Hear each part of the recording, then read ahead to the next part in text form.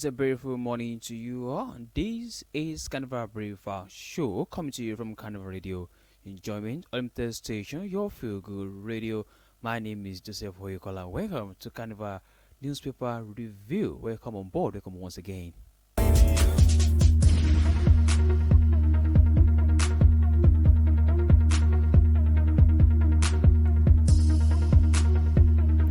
To begin the news this morning, here are the headlines.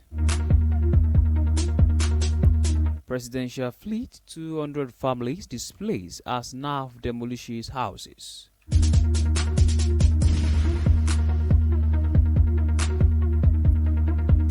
Ondo shift local government election to January 18. Fresh protest breaks out in University of Ibadan as council backs fee hike. 59,910 Nigerians killed, 21,000 kidnapped in 4 years, says investigation.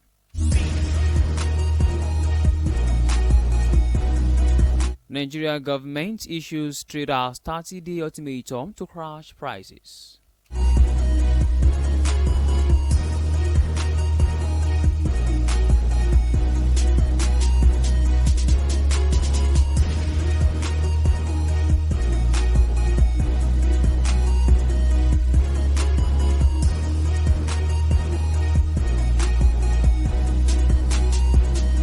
And now to the news in details. Landowners of Nuwelege, Abuja, ejected by the federal government have called on the government for compensation. More than 200 families who resided in Nuwelege, a rural community along Nnamdi Azikiwe International Airport Road in Abuja, have been reportedly rendered homeless following the demolition of their homes to accommodate an extension of the presidential air fleet. The demolition was carried out by the Federal Capital Development Authority at the request of the Nigerian Air Force. Subsequently, the displaced residents were forced to seek shelter in nearby communities, including Zamani, Zuhaka, Giri, Ido, Guadalada, and others. Details of the power project and its funding were not available, but there are indications the project would commence soon as NAV personnel had been mobilized to project site ahead of construction activities. However, the affected families said they had not received compensation from the Nyesom Wiki-led Federal Capital Territory Administration, the Nigerian Air Force, and the Ministry of Aviation.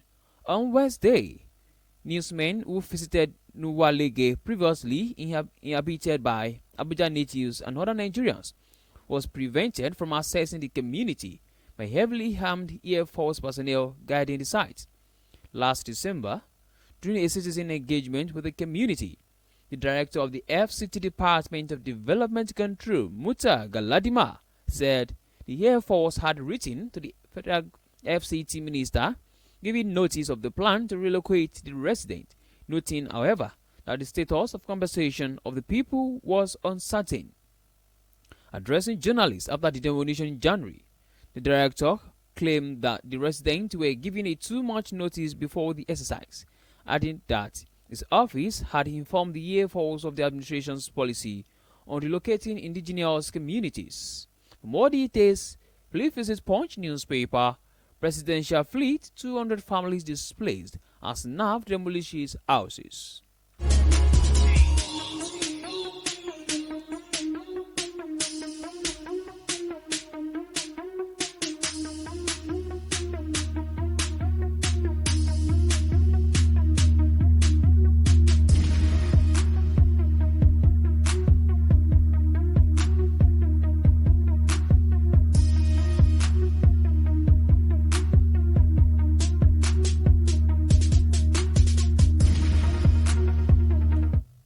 In the meantime, as Nigerians continues to wage war against insecurity, no fewer than 55,910 persons were killed, while 21,000 others were abducted by terror groups operating in different parts of the country in the past 4 years. More Nigerians were kidnapped in 2022 than previous years. To the findings of the report, which was released to members of the public on Thursday, by the Observatory of Religious Freedom in Africa further revealed. The study, which was obtained by journalists in just on Thursday, noted that over 55,000 victims included both Muslims and Christians, although Christian death tolls are far higher. The offer, which monitors the state of religious freedom, documents rights violation, and informs decision makers through advocacy, lamented that Nigerian citizens were killed by the insurgents while the terror groups enjoyed relative freedom to carry out atrocities against civilians in large regions of Nigeria. A statement on Thursday by offer stressed that only a fraction of civilians were killed by ISIS or Al-Qaeda affiliates during the 4-year period under view.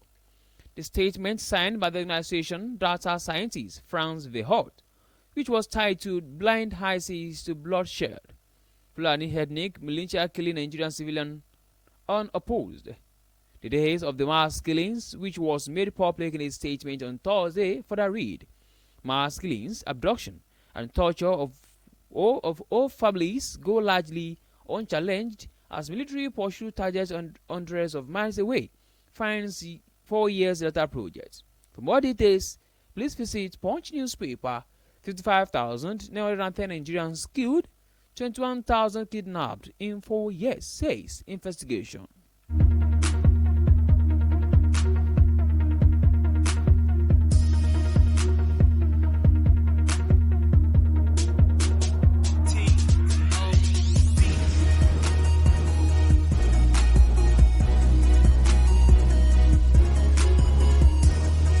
Meanwhile, the Ondo State Independent Electoral Commission has again shifted the local government election in the state to January 18, 2025.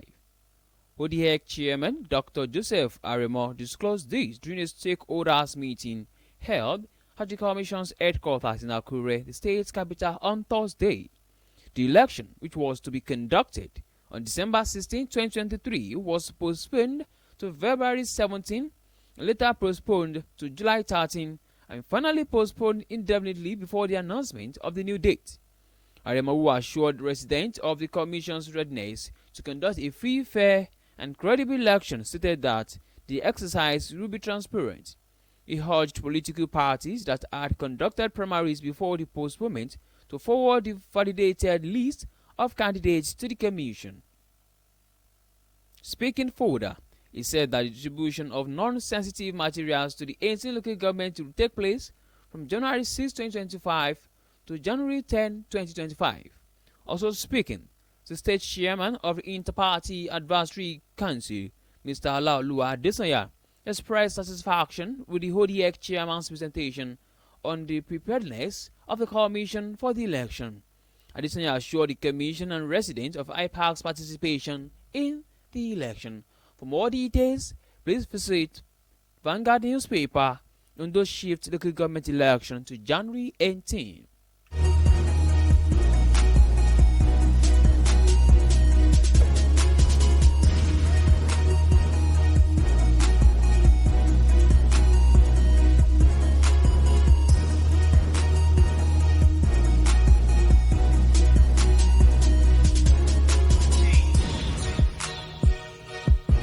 In another development, students at the University of Ibadan, Oyo State, have commenced a fresh protest after the University Governing Council endorsed a recent fee hike. The demonstrations, which began at the midnight on Friday, were said to have been triggered by a circular issued on Thursday by the Council's Secretary, G.O. Saliu. The circular obtained by the newsmen stated that after a meeting on Thursday, the Council had considered the reviewed schedule of levies for newly admitted and returning undergraduate students in the 2023-2024 academic section and approved it as recommended by the University Senate. It further noted, consequently, students who are yet to pay and complete their registration exercises are advised to do so on before Wednesday, September 4, 2024, to enable department to download lists of registered students in preparation for the fall semester examination. The Council justified the fee increase by citing prevailing economic conditions and urged students to utilize the federal government student loan fund and other scholarship offered by the university and various philanthropies to support those in financial need. According to several videos sent to newsmen, students in response trooped out in their numbers from the hostels, chanting solidarity slogans and songs as they marched around campus. 3 students faced a disciplinary panel in July due to their involvement in a May protest against a fee hike on the campus. The students include Olamide Gbadigesi from the Institute of African Studies, Aduwo Ayodele from History Department 200 level, and a female student, Nice Linus. In a chat, Oduwo told newsmen on Friday that the University of Ibadan students, as of 12:37 a.m. today, are protesting, and we are protesting against the ratification of hiked fees by the council, and this is a response to the governing council's release.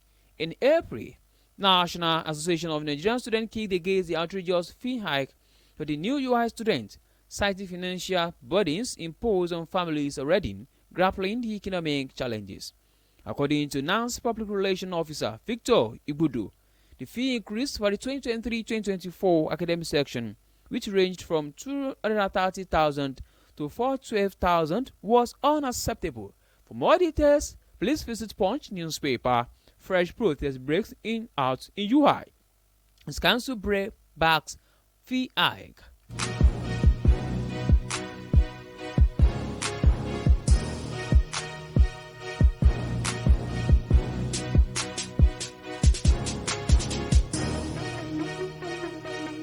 In other news, the Nigerian government, through the Federal Compensation and Consumer Protection Commission, has given traders in the country a 1-month ultimatum, September 2024, to crash the prices of goods.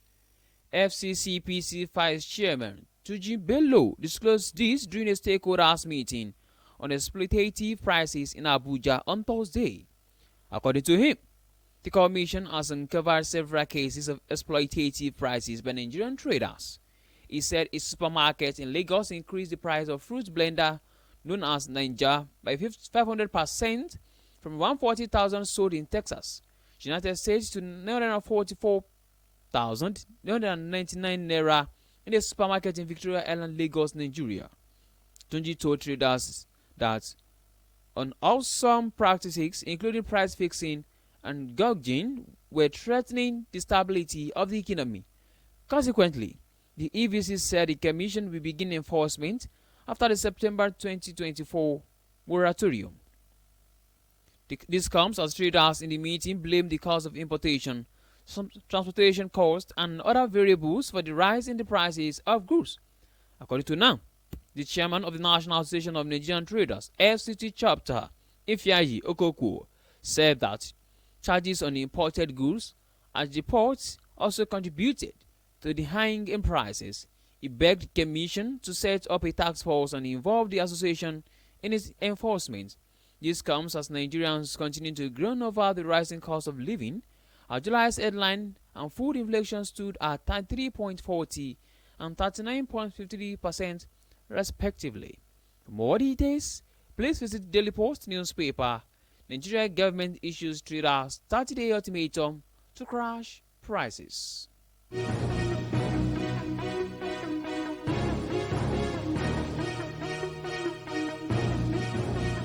To bring the newspaper review to a close this morning, here is a recap of headlines. Presidential fleet, 200 families displaced as NAV demolishes houses. Ondo shift local government election to January 18, 2025. Fresh protest breaks out in University of Ibadan as council backs fee hike. 55,910 Nigerian killed, 21,000 kidnapped in 4 years, says investigation. The Nigerian government issues traders 30-day ultimatum to crash prices.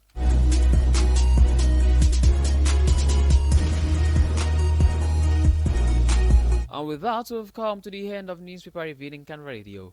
Thank you very much for listening. You can download Canva Media app from Play Store and App iOS. You can also check out our website at www.canvamedia.ng. My name remains Joseph Oyukola. Good morning.